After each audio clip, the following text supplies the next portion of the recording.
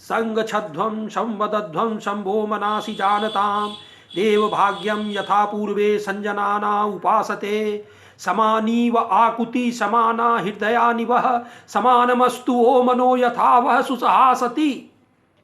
ऋषियों ने करीब 15,000 साल पहले इन ऋचाओं के माध्यम से पृथ्वी के वासियों को एक समाज बनाने का आह्वान किया था जहां किसी का शोषण न हो। लेकिन आज तक हम पृथ्वीवासी ऐसे समाज की रचना न कर पाए। नवयुग चैनल के माध्यम से ऐसे ही समाज की रचना के लिए मैं आशा की गीत लाया हूँ। हमारे गुरु श्री श्री आनंद मूर्ति जी द्वारा बताए गए सिद्धांतों के आधार पर ज्वलंत मुद्दों पर मैं अपनी बात रखूंगा ताकि हम अपने ऋषियों के द्वारा कल्पना किए गए समाज की रचना। विषय है आज़ादी की लड़ाई की सच्ची कहानी, the freedom struggle real story. हम लोग अभी 15 अगस्त को स्वतंत्रता दिवस मनाने जा रहे हैं। अब ये रियल स्टोरी क्यों है?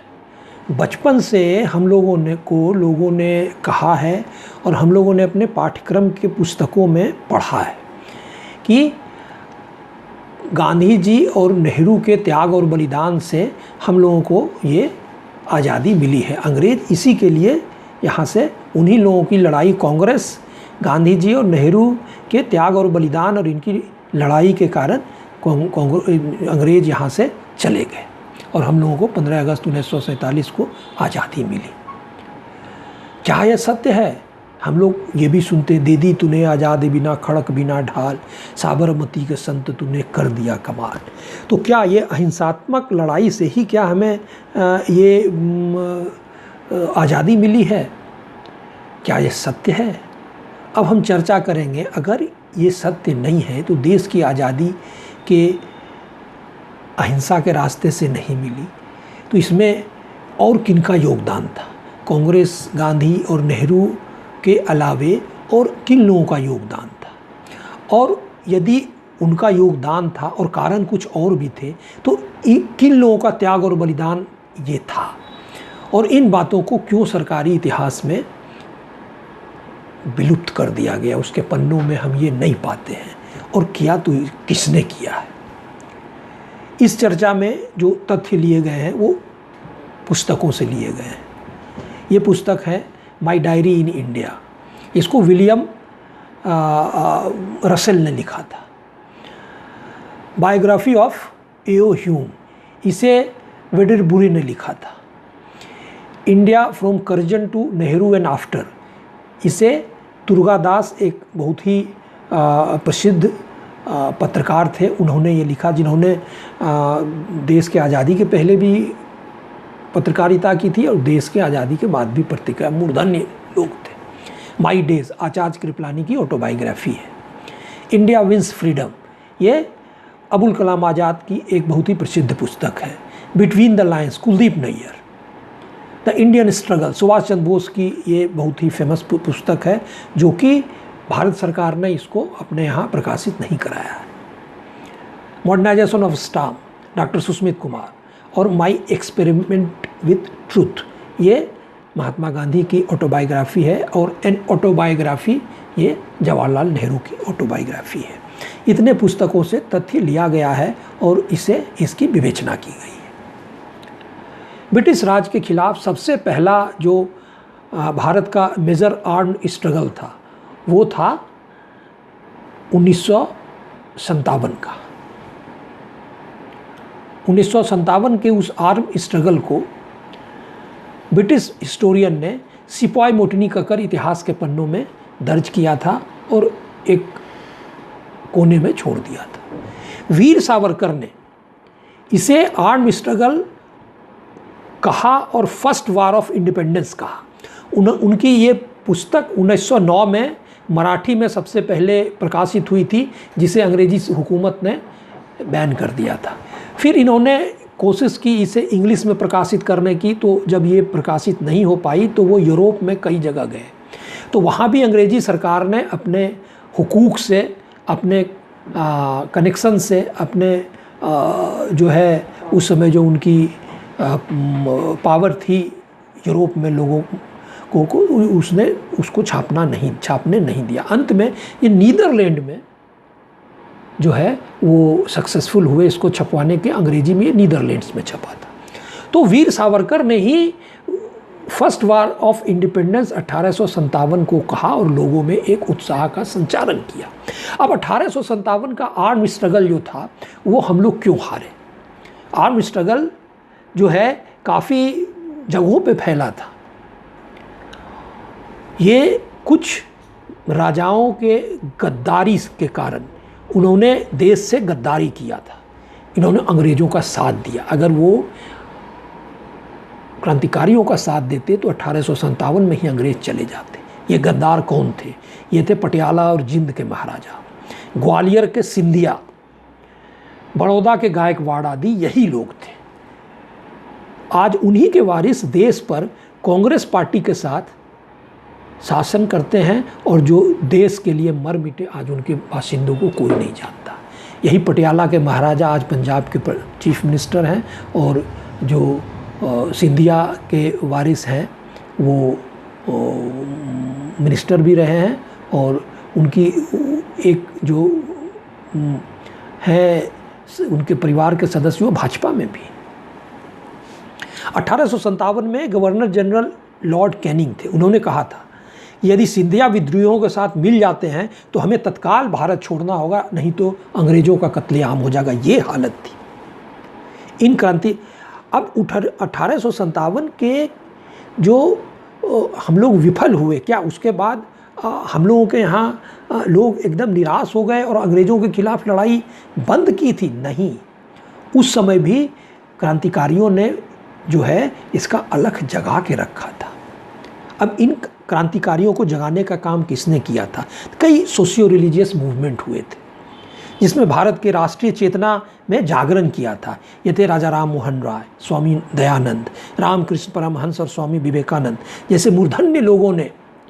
इन लोगों की प्रेरणा से नवयुवक देश के लिए प्राण न्यौछावर करने के लिए तैयार हो गए थे। प्राण न्यौछावर, अंग्रेजों से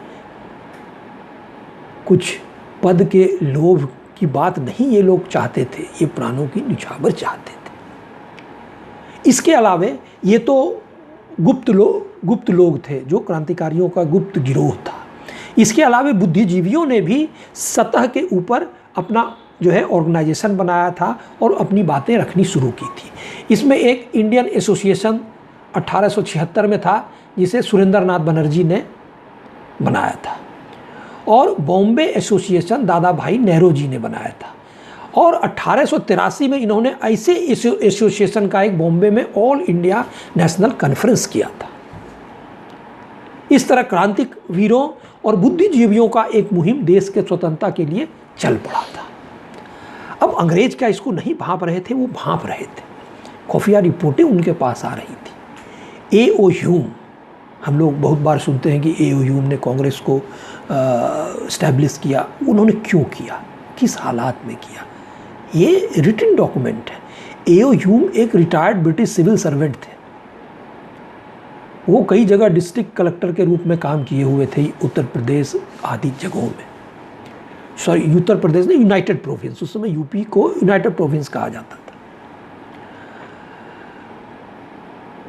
तो उनके बायोग्राफी में है कि लॉर्ड लिट्टन जो 1876 से 80 तक गवर्नर जनरल थे, अंतिम काल में उनके अंतिम काल में, लिट्टन के अंतिम काल में एक रिवॉल्यूशन की स्थिति बन रही थी। ए.ओ. ह्यूम ने भांप लिया था क्योंकि वो काफ़ी सीनियर सिविल सर्वेंट थे, तो वो जो है खुफिया रिपोर्टों की जानकारी उन्हें मिल रही थी। और इन खुफिया रिपोर्टों में एक रिपोर्ट ये थी कि एक टेरेबल रिवॉल्यूशन होने वाला है।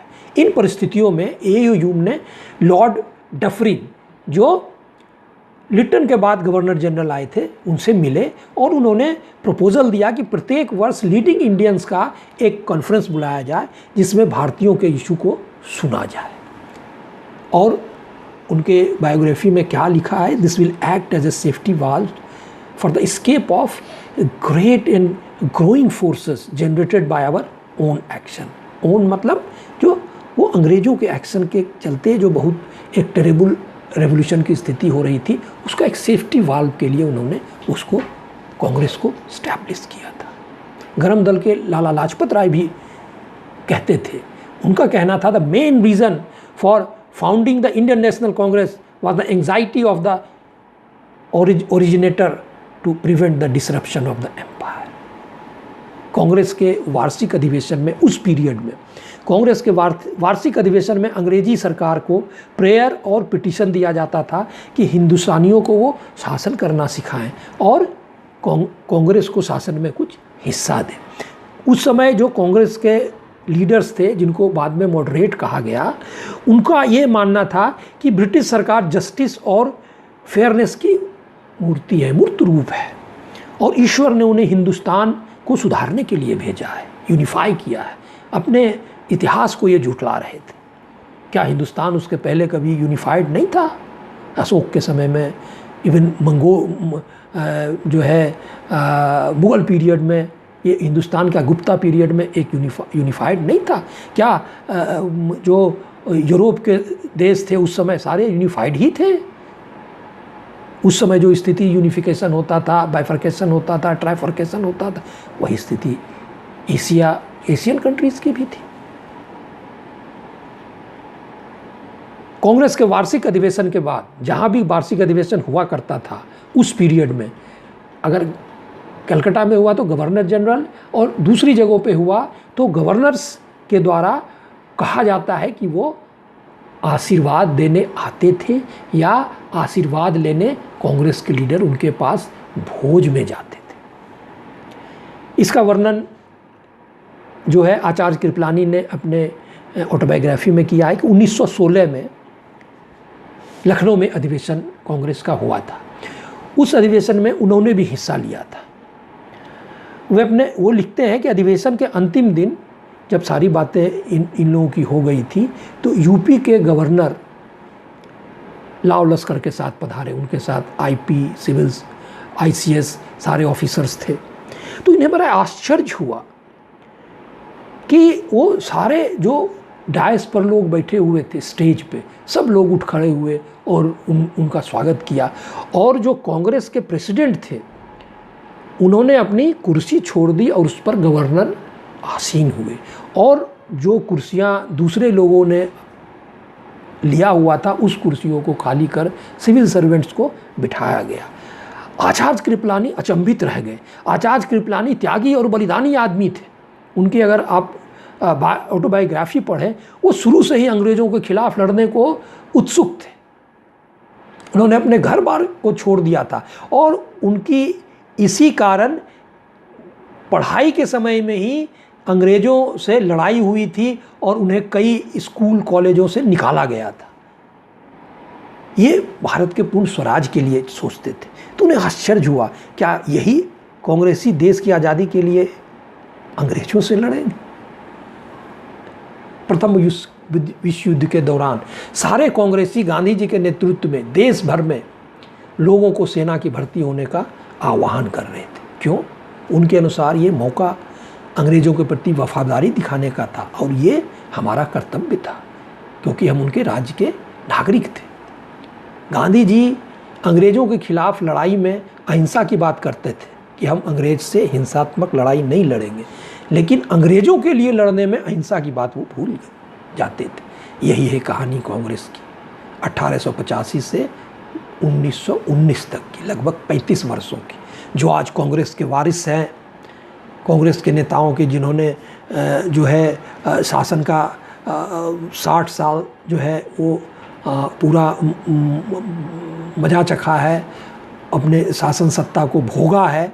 वो कहते हैं कि हमारी कांग्रेस जो है वो 1885, यही उनकी कांग्रेस थी 1885 से 1919 तक की। इस पीरियड में कांग्रेसी अंग्रेज़ों की कोर्निश किया करते थे और कि उन्हें कुछ मिल जाए।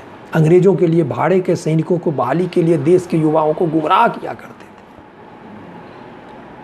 अब इसके बाद अगली कड़ी में हम देखेंगे कि 1919 के बाद गांधी जी किस परिस्थितियों में कांग्रेस के नेता बने और गांधी जी का क्या योगदान।